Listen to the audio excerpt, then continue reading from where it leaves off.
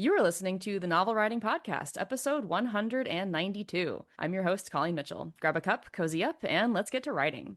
Today, I am chatting with Collin Smith, a freelance graphic designer for indie authors and small publishers, and a typesetter and production designer for Enclave Publishing.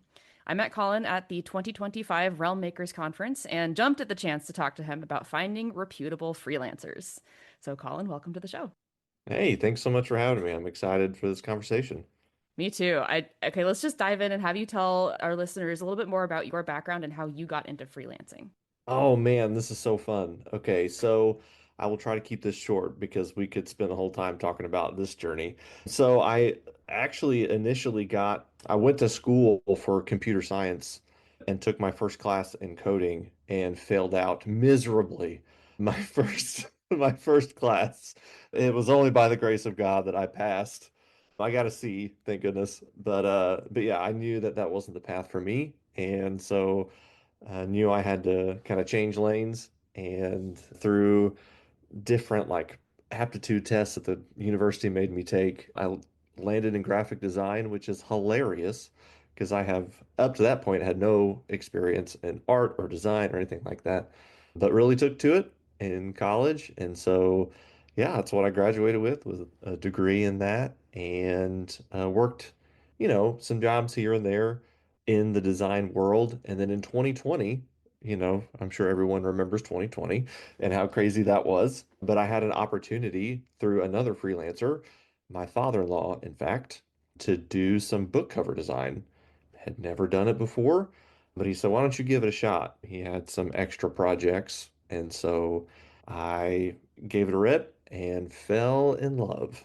And that's kind of the story. I started doing that for him and slowly started to get work for him, and that's how it all got started. So you not only do book cover design, but now you do like logos and web design and like list all of the things that you do offer for people.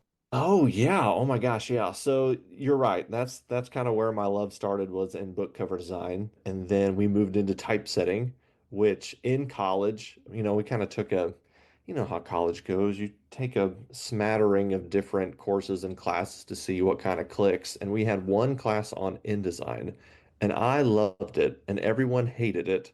And everyone thought I was crazy. I was like, what are you doing like an InDesign for? You're supposed to like Photoshop, which I did. But I was kind of nerding out about like, oh, but you can line everything up so perfectly and put it in columns. And they're like, yeah, whatever, nerd. But anyway, I loved it. And that's kind of what typesetting is all about. And so I do that too. And yeah, I've had the joy of doing some brand identity for some different nonprofit organizations and small businesses locally to me. And yeah, I've just web design, that's a new one that I've started to learn. I've got a couple of different programs that I use to do that. That thankfully that is much easier to do now than it used to be back when I was in school. But yeah, so I'm kind of jack of all trades, I guess. So let's talk about freelancing in particular. I know several authors who have been burned by freelancers or Hmm. specifically professional services marketplaces like Reedsy, and yes, I'm calling them out. It ranges from those people being ghosted by the professionals to providers lying about their past work. Like there was somebody who said that she had worked with Brandon Sanderson and like, oh, you would be on Reedsy if you worked with Brandon Oh my Sanderson. gosh, that's so true. Yeah, yeah. And then I have another friend who the finished product for her edits ended up being like emojis. Like all of the comments were emojis. And the sample that she had gotten was actually very detailed. It's very well done. But then the actual final product was emojis. And they're like, oh, that is a very, very bad thing that happened to you. Oh So no, I know. that's So terrible. with like things like that, I think people, especially authors who don't have a lot of money to begin with, when they're Mhm. going into self-publishing, they don't want to get burned or they don't want to find out that they have paid somebody money and they can't get it back because the work sucks. So Right. what would you say is the difference between a reputable freelancer and then somebody who like creates a profile in those marketplaces and just takes advantage of people? Yeah, that's a great question. I think one thing to really look for in a graphic designer, a freelancer, is someone who communicates well and who communicates often. I think what I've heard a lot from people, especially some of these horror stories that you mentioned, is that it's really hard to have that back and forth with the designer.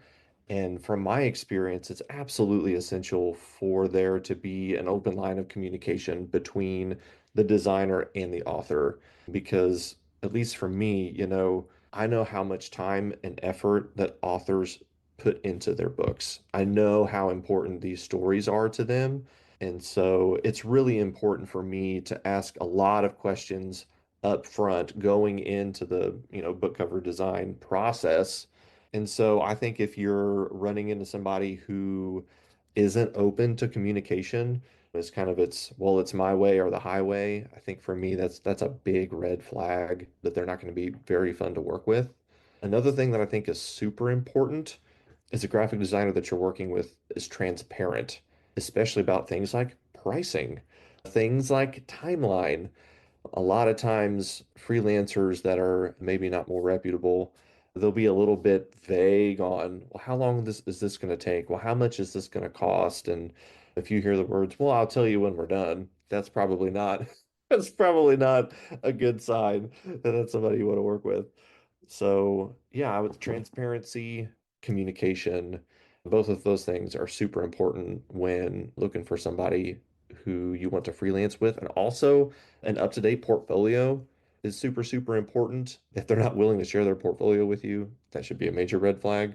I have heard that before. It's like, well, I'll prove it to you in my work. Well, you should probably prove it beforehand, but yeah, someone who's got a good, strong, current, up-to-date portfolio is going to be really important as well. Have you ever had clients ask to speak with past clients to find out what their impression of working with you was? I never have. I kind of have a little bit of a. So my father-in-law, the one I told you about earlier, he's been in the industry for a really, really long time. His wife is Deborah Rainey. I don't know if you're familiar with that name. She's a Christian author, but he's had the opportunity of working with some bigger authors within at least the Christian writing industry. And so a lot of times there have been, he's reached out to people, has said, "Hey, Colin does good work." And so I've kind of had some champions behind me. And so a lot of my work comes from that, is from referrals. It kind of sounds like it's about who you know. It is so, and I was really hoping that we would bring that up. It is really, really important. Networking is absolutely key. I mean, that's kind of how I got started and honestly still get referrals from him. If I hadn't have had that, I don't think I'd be where I am. But now what's going to be really important for me moving forward and kind of what I've seen, especially in this last year, is getting out there and networking, like going to things like Realm Makers. I know that ACFW has a conference. I know that the Blue Ridge Mountain, I think I might have butchered that conference name. It's in the Blue Ridge Mountains. I think that's in the title. So, yeah, going to conferences and meeting people and introducing yourself. And I know that that's not always the easiest thing to do, but people love meeting a real person as opposed to like an email blast. So, yeah, it's really about getting out there and meeting people and getting to know folks. And that's how I met my whole production team. My book editor is a friend from college, and I found my cover designer and my illustrator and a whole bunch of other writing friends and now professionals through her.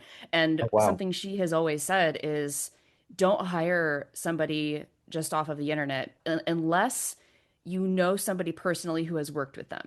And I think a lot of authors don't have friends who have worked with freelancers. And so it's like the question then becomes, so how do you even meet those people if you can't afford to go to places like conferences? Oh man, that's a really good question. So if you don't have the opportunity to go out and to go to conferences, I know how I just said how important it is to go and do that. But I think if you do have the gumption to reach out to maybe a publisher that you admire, something that I found, especially within the Christian writing industry, is that people want to share. They want to help other people. And so maybe there's a publisher that you really connect with, whose work you really like. That might be a great way for you to be like, hey, who do you work with to do your editing? Who do you work with to do your book cover design? Who do you work with to, whatever it may be? And I'm telling you, 9 times out of 10, they're going to share that with you because they really want, this industry to grow and for people to read good books. And so people are actually really, really nice. I know it was so great to go to Road Makers and Yeah. meet so many nice people. Yeah, so good. But like even not just publishers, because I think saying reaching out to publishers can sound a little bit intimidating if you're thinking of like the big five, but not just publishers, authors you like, authors whose work you enjoy reading, authors whose covers you enjoy, things like that. I'm friends with EA Winters, and I talked to her at her booth, and she had those little art cards. So she had art cards on her table, and I was like, those look amazing. I love this. Who's your artist? And Mhm. so she had two different ones, and I was able to follow both of those creators on Instagram right from her table, and I wouldn't have known who did her art if I hadn't asked. So if there's books out there you really love the cover design, just take a shot, email the author, find out. And sometimes those designers are going to be listed on either the copyright page or the back cover. So you never know. Yeah. Yeah, absolutely. You're right. And like I said, folks are really nice and willing to share. So shoot your shot, see what happens. What are some standards that authors should adhere to when searching or contracting with freelancers? And when I was writing this question, the things that stuck in my head were like pay half up front, half later. Like once you get the full product, make sure it actually works or is actually what you expected. And if it isn't, then don't pay the second half. But then also verifying like past clients or even getting a lawyer to review. So what would you say are those standards that we should adhere to? Great question. You know what I've noticed, and I mean, this has been the case for me too, is a lot of designers, they kind of all function a little bit differently, especially with things like payment, like half up front, half down. And this kind of harkens back to what I mentioned too earlier about being transparent, at least on the designer side, being transparent about what the expectations are. But yeah, as you're looking for designers, I think you'll definitely get a range of folks. Some people will want that half up front. Me personally, I don't do that.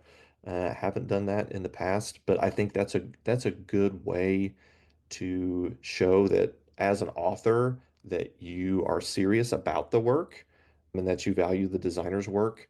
So I think that's definitely a good practice. It's one I might actually start doing.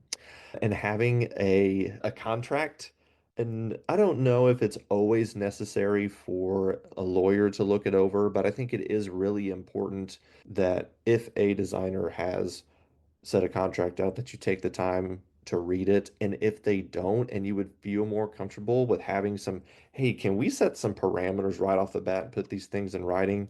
That's okay to ask the designer to do that because they might have forgotten some things. They might have missed some things that you think are really important. And so having those things determined at the beginning is going to be key for you to be happy and for the designer to be happy too. Yeah, and even if you don't have a lawyer to review it, having a friend or especially an author friend who has worked with freelancers before, have them review it, then they can Sure. probably point out things that are either missing or don't look right or things like that. Absolutely. Okay, I think we kind of already covered this, but just to recap, where would you say what would you say to authors who are looking for reputable freelancers but don't know where to start? Yeah. So, yeah, we have touched on this a little bit. I think, social media is a pretty good place to look. I know sometimes it can be a little hinky, like, is this person an actual person? Are they an AI bot? I don't know. But I think that that's a place to start. You can always, direct message and see where that goes. So social media is a place to go to look for that. Like we mentioned before, going to conferences and things like that, looking in the fronts and backs of your books of authors that you like or publishers that you may like for typesetters, graphic designers, that kind of thing.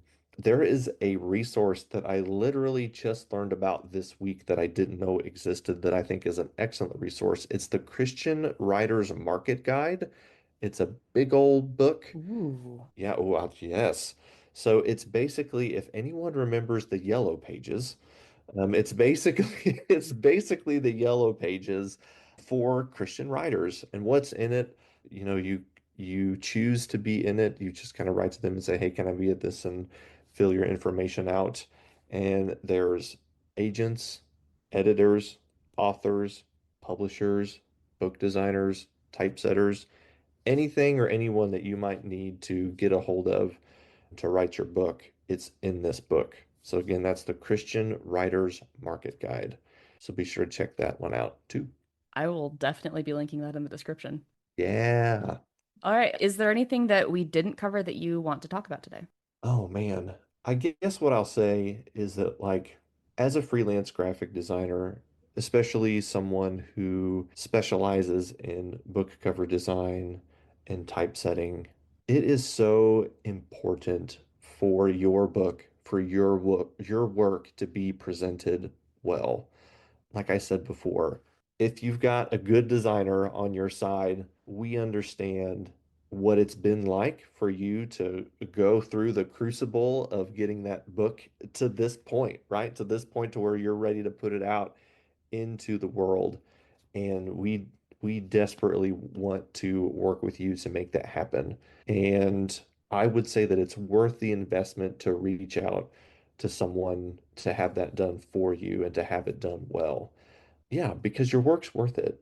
And if you want it to, even if you're not worried about selling like a million copies or whatever, you're like, this is just a thing that's on my heart that I want to get out there. Let's find somebody who also has that same passion and care for your project, for your little book, baby, and present it well with a good typeset and a good cover. I love it. All right. What is the best way for listeners to connect with you online if they want to learn more about you or your work or just to talk? Yeah, a couple different ways. So you can find me on my website, which is collinsmithcreative.com. You can follow me on Instagram at Collin Smith Creative. Full disclaimer, I am not super active on there, but I do read messages. And so if you want to reach out to me on there, if you're on there, that'd be awesome. You can also email me if you have any questions or concerns or want to talk more about graphic design and typesetting and book cover design. You can email me at collinsmithcreative@gmail.com. And that is Colin with two L's. That, yes, thank you. That is Colin with two L's. It's funny, I always thought, like growing up, which just makes sense, that like two L's was the way that everyone spelled it. I mean, there was no other way. And then you get out into the wide world and you find out that that's not true. Most Collins are with one L. Yep. And so that was, yeah, when, you're on the phone with all the important people. And anyway, just, yes, Colin with two L's. Thank you. Well, Colin, thank you for coming on the podcast today. It was really great talking with you. Oh my gosh, this was fantastic. Thank you so much for having me. All right, everybody, that is it for today's episode. Thanks for joining us. And remember, the first draft is supposed to be garbage. The Novel Writing Podcast is a production of Colleen Mitchell Writes. For more writing resources, including Curios, Tally Inc. author services, and the 60-day novel writing challenge, check out the links in the description.